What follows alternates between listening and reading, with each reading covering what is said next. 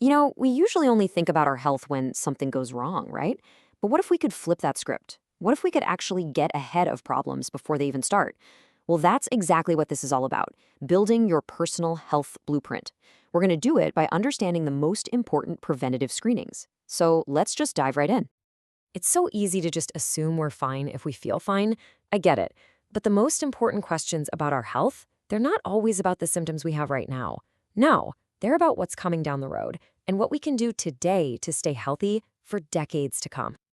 So, I really want you to think of this not as some long list of medical chores, but more like the architectural plans for your own well being. This is all about you taking control and building a really solid foundation for a vibrant future.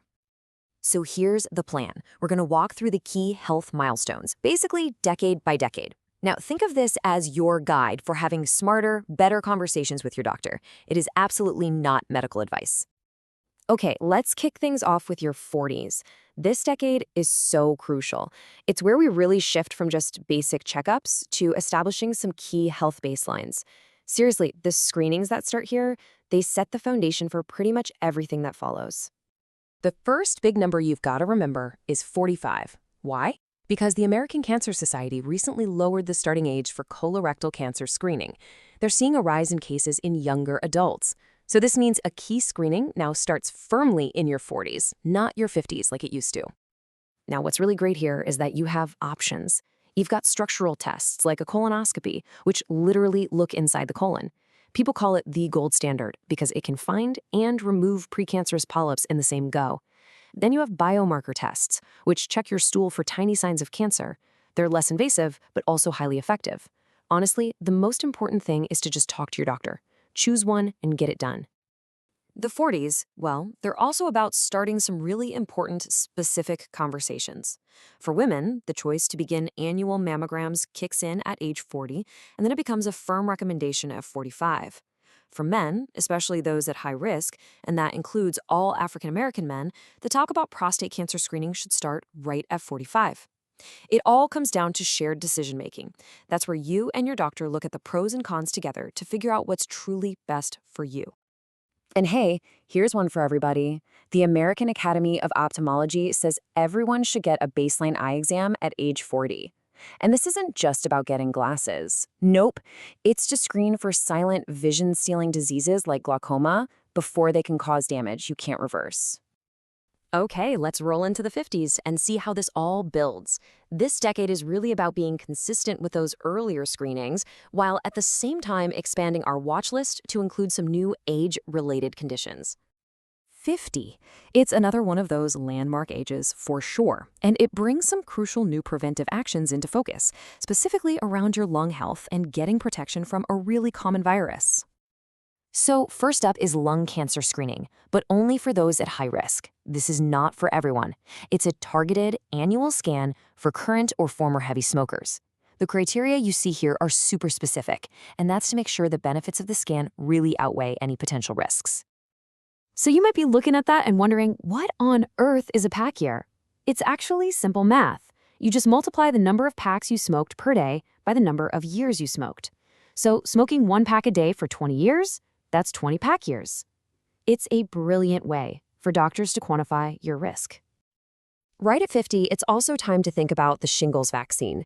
This thing is a highly effective 2-dose vaccine, and it's recommended for all adults. It prevents a really painful reactivation of the chickenpox virus that can lead to some debilitating long-term nerve pain. You definitely want to avoid that. So as we enter our 60s and beyond, the focus kind of shifts. It becomes more about maintaining the good health we've built and also making some really smart decisions about which screenings even still make sense for us. Now this is a big one. For men who have ever smoked, even just casually, a one-time painless ultrasound between 65 and 75 is so important.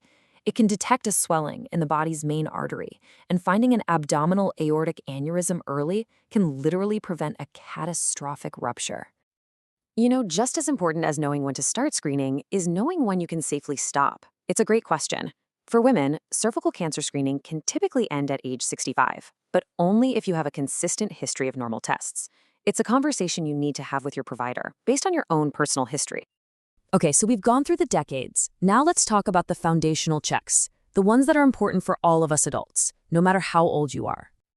Blood pressure. It's the ultimate silent risk factor. You just can't feel it when it's high, but over time, it's quietly doing damage to your arteries. And that's exactly why an annual check is crucial. I mean it. Knowing your numbers and what they actually mean is one of the most powerful things you can do for your heart and brain health. Next up, cholesterol. You really need to know your levels of this waxy stuff, especially the bad LDL type. That's basically the raw material for the plaques that clog up your arteries. For most of us, a screening every 4 to 6 years is totally key to keeping this under control. And let's not forget about blood sugar. The A1C test, it's great. It gives you a 3-month average of your blood sugar levels. Screening for this should start at age 45 and be repeated at least every 3 years. And look, catching prediabetes, that middle bar right there, is a huge opportunity to prevent it from ever progressing to full-blown diabetes. Finally, no health blueprint is complete if we don't talk about mental health. It's not separate from your physical health. It is all connected. An annual depression screening, which can be just a simple questionnaire at your doctor's office, is a vital check-in. It's a proactive step to make sure your total well-being is being cared for. So, what's the big takeaway from all of this? Well, all this knowledge empowers you to be an active participant in your own healthcare. This isn't about just blindly following a rigid set of rules. It's about building a real, true partnership with your doctor. And this quote just gets right to the heart of it all. We're not just trying to live longer, right? We're aiming to extend our health span, the number of years we spend in good health. More years feeling great, being active, living fully. That is the real goal of proactive care. The plans are now in your hands. You have the key milestones, the critical conversations all laid out. So the only question left is, what's your first step going to be? What's the first conversation you're going to have to start building your healthier future?